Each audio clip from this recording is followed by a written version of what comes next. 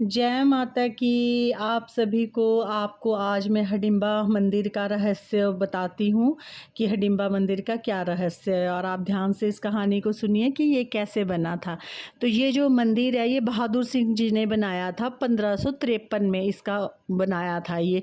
तो इसको भगवान कृष्ण जी का वरदान था कि जो ये कुल्लू में ये है माता जो हडिम्बा, उन्हें वरदान दिया था माता को कि भाई आप सभी के संकट काटेंगी। कुल्लू का दशहरा है जो, जब तक माता हडिम्बा नहीं पहुंचती है तब तक वो दशहरा शुरू भी नहीं होता है। तो इसकी मैं आपको कहानी बताती हूँ कि ये क्या कहानी है। जब जुए में पांडव सब कुछ हार चुके थे तो दुर्योधन ने वर्णाव्रत नाम स्थान था एक, वहाँ पांडवों को मारने के लिए एक महल तैयार किया था, लाख का महल बनाया था। वो लाख ऐसी होती है अगर उसमें आग लगाएं तो वो जल्दी से जल जाती है और फटाफट से वो भस्म कर देती है।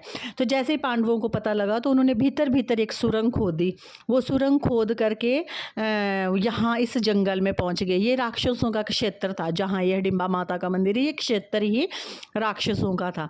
तो वहाँ पहुँच गए। तो फिर वहाँ उनको ना प्यास लगी थोड़ी कि हमने पानी पीना है। तो महाबली भीम जी को कहा कि जाओ आप पानी की खोज करो, पानी लेकर के आओ आप, ठीक है। तो फिर वो और वहाँ का जो था राजा इस जंगल का हडिम्ब था, जो कि हडिम्बा का भाई था। तो हडिम्ब ने अपनी बहन को कहा कि जा तू भी भोजन की तलाश में जा, कहीं से भोजन लेके आ जंगल में। तो वो चली गई। तो उसको जाते जाते सारे पांडव दिख गए। पांडवों को दिखने के बाद उसकी नज़र भीम पे पड़ी। क्यों? क्योंकि उसका शरीर भी खुद भी भीम जैसा ही था, दैत्य थी वो, राक्षसी थी। तो उसका दिल भीम पर आ गया, ठीक है। तो भीम मना करने लगा इस बात के लिए, लेकिन हडिम्ब उसने कहा, आग्रह किया कि मुझे तू पसंद है, मैं तुझसे शादी करूँगी। हडिम्ब को आ गया गुस्सा कि मेरी बहन पर ऐसी नज़र डाली, इसने दृष्टि डाली, या मेरी बहन इंसानी लोगों से कह रही है कि मैं शादी करूँगी। तो हडिम्ब युद्ध करने के लिए भीम के पास आया। जब भीम ने देखा कि युद्ध कर रहा है तो भीम ने उसको मार गिराया और हरा दिया। तो हडिम्बा ने भीम से फिर विवाह कर लिया। जब उनका विवाह हो गया तो उनके एक पुत्र हुआ, घटोत्कच। उस पुत्र हुआ उनके, जिसने महाभारत की लड़ाई भी लड़ी थी।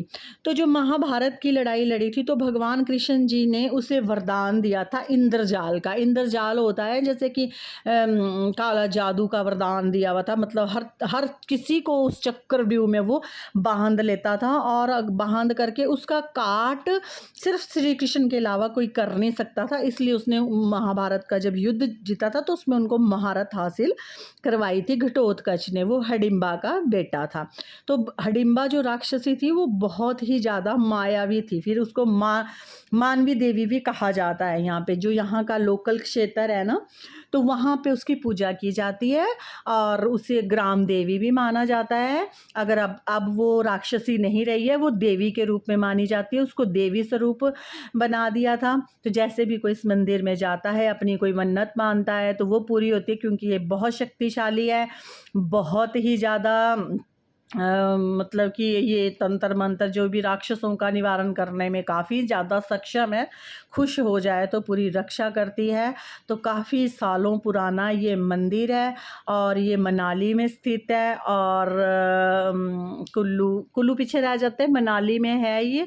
माल रोड से कम 3 किलोमीटर है, थोड़ा सा ऊपर चलना पड़ता है, जंगलों में जाना पड़ता है। और वहाँ पर ये बिल्कुल एकांत और वियावान जंगल में ये स्थापित है। तो वही मैं आपको कहती हूँ कि जैसे पांडव बच निकल आए थे, कदम कदम पे देखो उनकी रक्षा हुई थी, रक्षा की थी उनकी।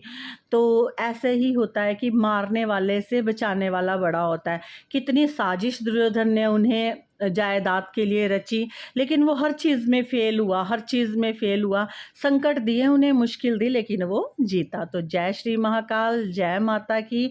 तो आप सभी को ये वीडियो अच्छी लगी, कैसे